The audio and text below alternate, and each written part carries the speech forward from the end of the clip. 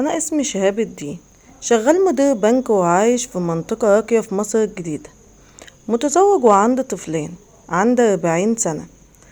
ساكن في منزل عيلتنا اللي ورثته بعد وفاتهم، وقدامه جنينة صغيرة، والمنزل كان كبير وجميل.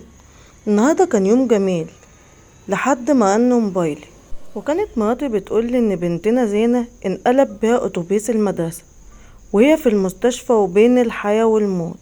خبر صادم خلى اعصابي تسيب ورجلي ما تشيلنيش، ولو كان قلبي ضعيف من مجرد الخبر بس كان ممكن قلبي يقف واموت فيها. خدت عربيتي وطلعت على المستشفى، وكانت بنتي على أجهزة الإنعاش. فات يومين وبنتي ما فاقتش، أمها بايتة جنبها في المستشفى ومش بتنام، وأنا كمان مش حاسس بجسمي من التعب والخوف على بنتي. ومراته أغمى عليه أكتر من مرة، ولو بنتي جرالها حاجة ممكن تروح فيها. وأنا في المستشفى لقيت راجل كبير في السن قاعد على كرسي متحرك، قرب مني وقال لي: مالك يا أستاذ؟ ما تخافش، ربنا كبير، احكيلي ايه اللي حصل. مش عارف انا عملت كده ازاي، بس حكيت له وبكيت، خايف على بنتي قوي. الراجل بصلي بتركيز وقرب من ودني وهمس: بنتك هتعيش، ميعادها مش دلوقتي، بنتك هتموت يوم جوازها. وسابني ومشي. ما كنتش مركز غير مع الممرضة اللي قالت لي ان بنتي فاقت وعاوزة تكلمني. جريت بسرعة وحضنتها، وبعد اسبوع خرجت ورجعنا عيلة تاني جميلة. بس مراتي تعبت قوي وفضلت تتعالج فترة طويلة جدا. ربنا يستر عليها، اصلها عندها الضغط والسكر، وهم دول عيلتي وحياتي كلها. تمر السنين وبنت تتخرج ويتقدم لها عريس. فجأة نط في دماغي كلام الراجل الغريب، ولما قلت لمراتي قالت لي: ده راجل مجنون، خلينا نفرح بالبنت. والفرح خلاص، والعريس والعروسة راحوا لبيتهم الجديد.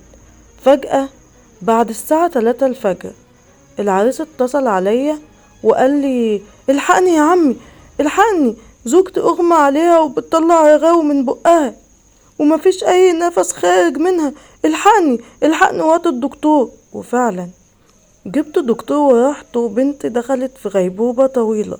فات شهر والبنت في الغيبوبة، وانا في المستشفى شفت الراجل ابو كرسي متحرك داخل عليا وبيقولي: بنتك هتموت، بس في طريقة ممكن تمنع عنها اللعنة وتخليها تعيش عمر طويل. قلت له: انت مين يا عم انت؟ وازاي يحصل اللي انت قلت عليه؟ بنتي يوم فرحها اغمى عليها، ومن ساعتها وهي راقدة. بصلي بتركيز وقال لي: مش لازم تعرف انا مين، بس عشان تنقذ بنتك مفيش غيري انا.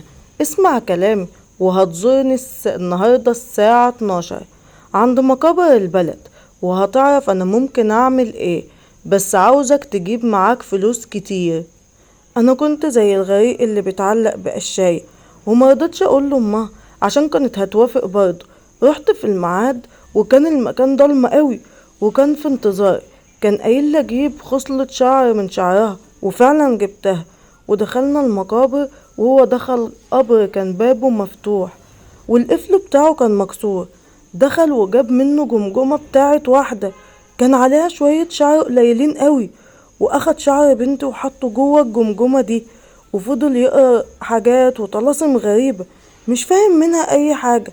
ظهر فجأة مخلوق مرعب جدا شبه الغول، كان جسمه شعر وله قرون وعيونه حمرا، وخد الجمجمة ودخل جوه التربة. وفجأة سمعت صوت صرخات كتير قوي، وخرج الجن او المخلوق ده وفي ايده الجمجمة، بس كانت متغيرة، كان وشها مكسو بالجلد وفيها عيون، وكانت شبه بنتي بالظبط. وبصت لي وقالت لي: بابا، انت ايه جابك هنا؟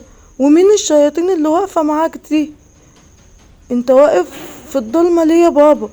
قلت لها: ما تخافيش، ما تخافيش يا بنت، انا هنقذك. بصت لي وقالت لي: بابا، انا خايفة قوي، انا خايفة. قلت لها: خايفة ليه يا بنتي؟ قالت لي: علشان الراجل اللي جنبك ده ظهر لي قبل الجواز وقال لي هنتقم منك واموتك. بابا، انت بتعمل ايه معاه؟ اهرب يا بابا، اهرب، في مخلوق مرعب واقف جنبك. وفجأة الجن اللي كان ماسك الجمجمة اخدها واختفى، والراجل قال لي روح دلوقتي المستشفى هتلاقي بنتك فاقت. سبته وجريت على المستشفى. رحت المستشفى ولقيتهم قالوا لي البقاء لله، بنتك ماتت يا استاذ شهاب. انا ما استحملتش الخبر واغمى علي.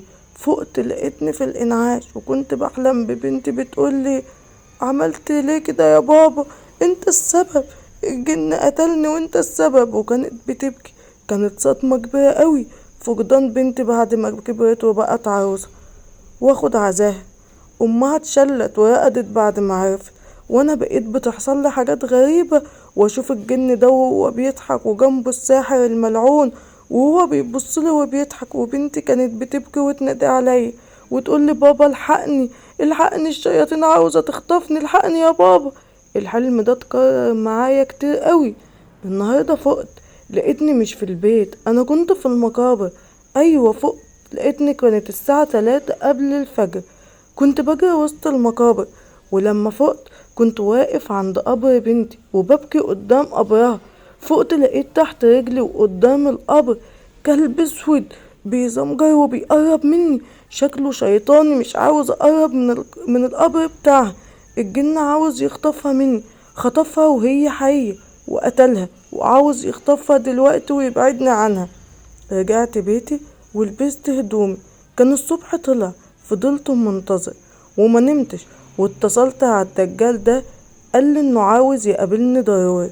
رحت زرته في المقابر وقال انه اسف على اللي حصل وانه فعلا كان عاوز ينقذ البنت بس ملك الموت سبق. وكمان قال لي حاجة غريبة، قال لي انه خايف ومرعوب عشان الجن الخادم بتاعه هرب وخاف بسبب شبح بيظهر ويطارده. قلتله شبح مين؟ قال لي شبح بنتك يا شهاب، بتهددني والجن خايف منها وهرب وانا مش عارف اعمل ايه وعاوزك تساعدني. قلتله اساعدك ازاي؟ قال لي النهارده هتحضر معايا جلسة فك القيد عن راحة وانت هتكون حاضر معايا علشان لما تشوفك متنتقمش مني. قلتله حاضر. وفعلا جه الوقت وبدأ الجلسة، وكان بيقول كلام غريب قوي مش مفهوم. وحصل حاجة غريبة، بنت ظهرت بشكل بشع، وشها كان محروق وعيونها كانت حمرا وجسمها كان بيتحلل. وقالت لي اهرب يا بابا اهرب يا بابا، وقعدت تصرخ بصوت عالي. وفقت كأني كنت نايم وفقت، بس فقت على حاجة تانية خالص. لقيتني ماسك حديدة وغرقانة دم وبكسر بيها جمجمة الساحر والأرض غرقانة دم. لما فقت وشفت كده اتفزعت، أنا قتلت الساحر وشفت جمجمته متكسرة. قمت وهربت وقررت أكتب المذكرات دي عشان لو مت الناس تعرف إن طريق الشر نهايته الموت. مساء الخير يا أستاذ أحمد، أنا أخت العروسة اللي ربنا اختارها تبقى عنده، والرسالة دي لقيتها جنب بابا بعد قطع شريان ايده وانتحر، ربنا يسامحه ويغفره. وكانت دي نهاية حكايتنا النهاردة. ما تنسوش اللايك والشير للفيديو وللقناة كلها، وبشكر كل الناس اللي بتدعم القناة دايما ومش بتبخل بالدعم. كان معكم زيزي، استنوني في فيديو جديد وحكاية جديدة، وإلى اللقاء.